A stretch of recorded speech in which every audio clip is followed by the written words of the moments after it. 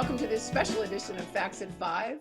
Who better to talk about how things are going at LTV, especially with numbers ticking up in Suffolk County, is our executive director, my esteemed colleague, Michael Clark. Michael Clark, it's time we got to talk to you at Facts at 5. How are you? I'm very well, Angela. Thank you for having me on this portion of the show. Yes, well, obviously during a pandemic, we're still in it. Public access, as we know, is crucial. People are going to it more and more for information, for community, government needs and questions. And we want to know where we are in terms of LTV. We obviously shut down at one point in the pandemic, opened up again. Maybe walk us back a little bit and then talk about where we are right now. Sure. As you said, we did have a shutdown at the very beginning, and kind of took a day-to-day approach really in dealing with it, and things were changing constantly, as they still are, obviously. And now we've kind of reached the point where, we shut down, and then we opened back up for studio shows. We continue to do government shows throughout the whole thing. But now it looks like it's time to shut down to the public again, and eliminate some of the risks that's involved with a variety of different people coming in here on a daily basis. Right. We need to protect the crew. This is not unusual, just like everybody else is doing. So we need to protect it. Go ahead. For people who may not exactly know what goes on inside that tremendous building on Industrial Road in Wainscott, because it's a little bit like Willy Wonka and the Chocolate Factory. Like, you're making chocolates, but we don't know what's going on in there. You can tell I have a 7-year-old. We just watched that movie. But seriously, when you say the public, we're not obviously doing events right now because we were doing some of those last year. But in terms of public access, people doing shows, when we reopened, how many people are coming in there and doing shows? Oh, yeah, that's a great question. I kind of get used to it happening, but we're doing at least one studio show a day, public access studio show a day. But for the most part, there were multiple shows going on. Yeah. And then plus we had government meetings being filmed here as well. People had so much to do. They had a lot of time on their hands, and now is the time, let's do that public television show that I've always wanted to do. And they were doing them. And they were really enthusiastic and great in doing them. Really creative stuff. But it was time for us to just put the hammer down again and say, we just have to stop it here because, just the way the numbers are, predictably going up. But let's talk in terms of at LTV, the staff. We have obviously a small staff and a huge building. I primarily have been working at a distance, and but we, life is going on, work is going on. So in terms of how that's operating, obviously the government meetings have been virtual. Has that been a success, would you say? Oh yeah, sure. We basically had to change on the fly. We hit the ground running, and haven't stopped since.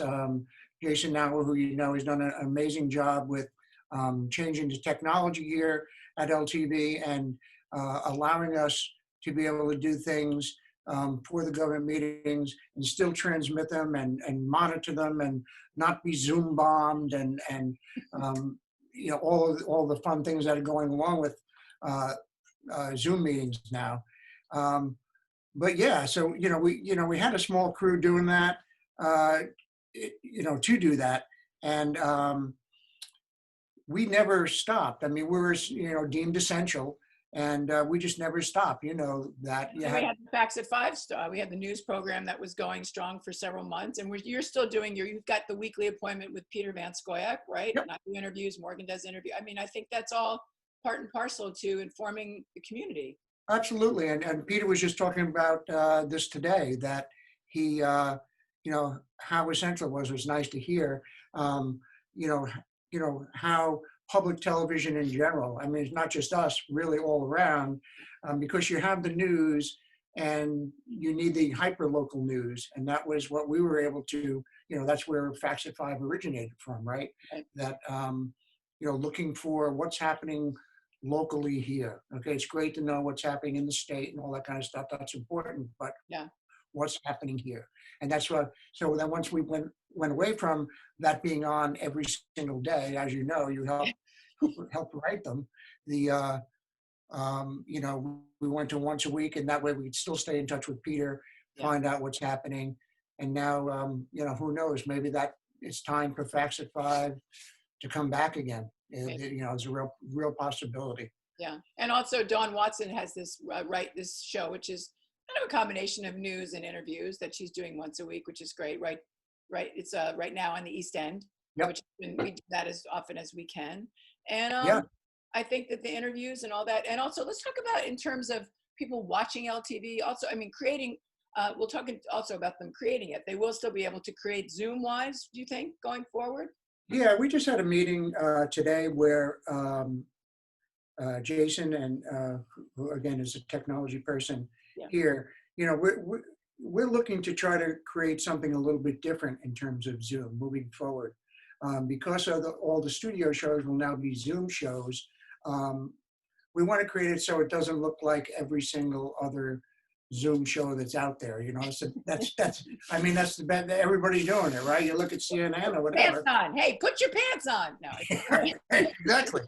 And you know, so we want to make it look a little bit different. So we're going to try different things to make that happen, and you know, try to be a little bit more creative with it now. And they'll have the opportunity to work on that. But most of the studio shows, just so you know, that we were doing, you know, we had 12 new shows, at least 12 new shows, probably more, plus the things that you were doing. And, you know, they want to continue. They said, yeah, we'll do it Zoom, and let's keep it That's going. Great. You know, they're into it. You know, while they got the time, let's do it.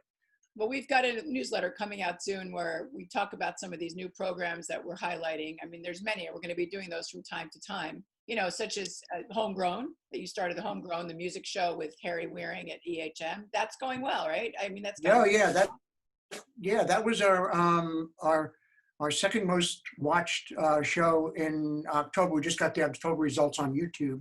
Wow. And that was the one with Simon Kirk, of course, from Bad Company. That was the second most watched show. And the first one was actually, which I was kind of glad to see, was the video that we had put together called Vote 2020 about why it's important to vote.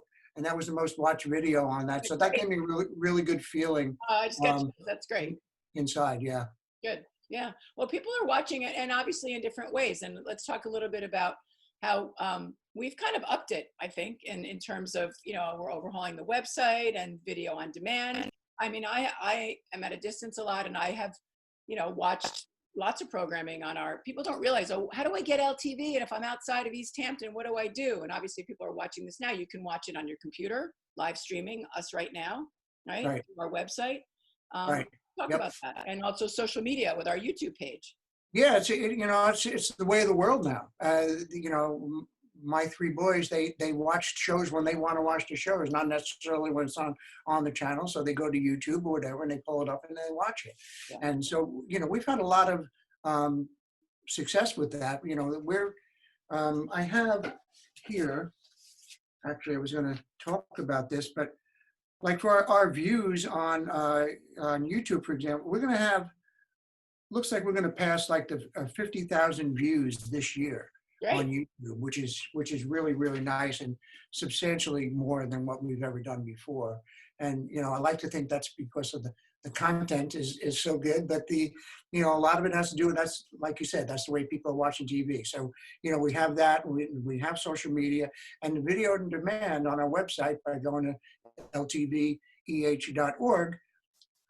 You can watch, you know, you pull up any of the meetings or the government meetings, which are also extremely well watched. Yes, which is important too. And how are people responding to that? Do they like watching the meetings virtually like that? How is the interaction? I think they do. The feedback that I've gotten is they do. And I know that the town board likes it and the village board likes it. Yeah. Because they're actually getting a little bit more participation that way than they did with having to, I can't, you know, go down in my pajamas. I gotta get dressed and go to the board meeting. It's hilarious. Right? And now they can do it, and they can call in and they can have their voices heard, and which is the whole reason for it. That's the whole reason to do it. let's talk quickly about, not that quickly, but a little bit of time we have. We have been still operating at LTV, obviously, in terms of we've had some high profile rentals. Can we talk a little bit about those? Those are, maybe they're not so secretive anymore, but Yeah. in terms of, and I have to say, I couldn't be more proud of how you've handled, protocols in terms of the staff and the outside world coming into LTV and being safe. And it really, Well, thanks. Yeah. I think it's so important. But let's talk about, the Drew Barrymore, Beyonce. Yeah, sure. I mean, yeah, and we did. Had some high profile rentals here. But one thing we didn't lose sight of during that was the fact that we still are in a pandemic. So, there were strict guidelines that we put in place. And believe it or not, even, when we had, like you mentioned, Drew Barrymore was here prior to her show going on the air in September and did some of the promos and a lot of the things here. And, they're really tough on following the protocols because they know if we don't follow these protocols, we're not working. And it was the same thing. Beyonce was here for a photo shoot with Adidas over the summer. I never got to see her, but I just saw it recently. But and there was we had Scarlett Johansson too, right? For Scarlett Johansson was here, yeah, for Marie Claire magazine, and there were some people from CNN, a couple little news shoots and things.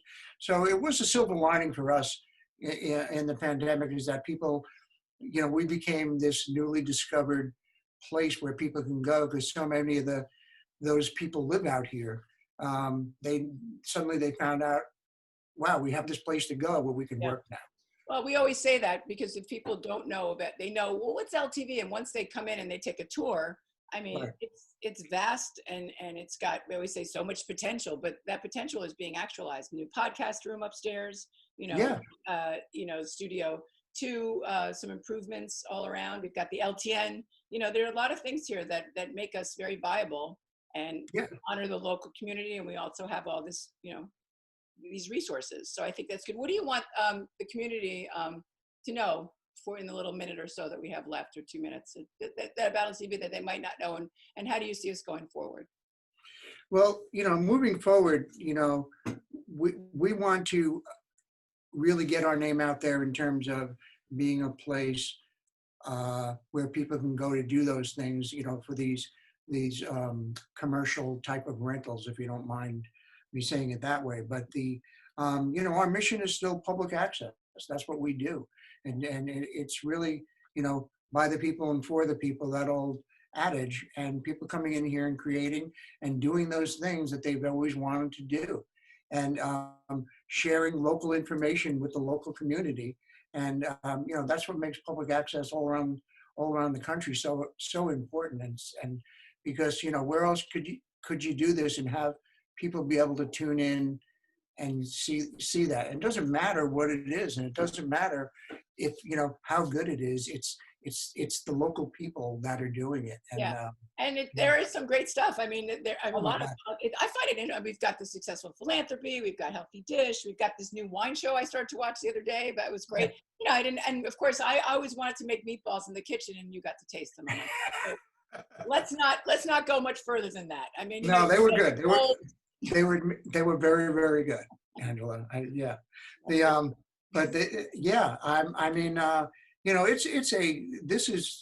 Local television is a godsend, I think. I mean, I'm fairly new to it myself, but when you peel it back a little bit and know and understand the reason why that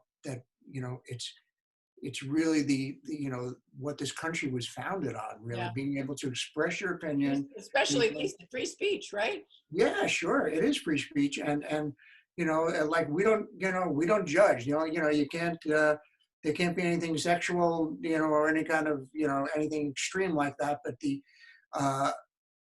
pretty much you can say, people call up and say, oh, hey, how come you're saying this? There's no Democrat show. There should be a Democrat show. Well, then come in and do a show. Yeah, do it. Republican, Democrat, do it. I mean, it's all important, and also let's not forget we have a great, rich archive that is a great resource at LTV for all these years that go way back. I'm getting lots of reach outs from art communities and centers wanting to air content all across the East End at LTV, so that's exciting too.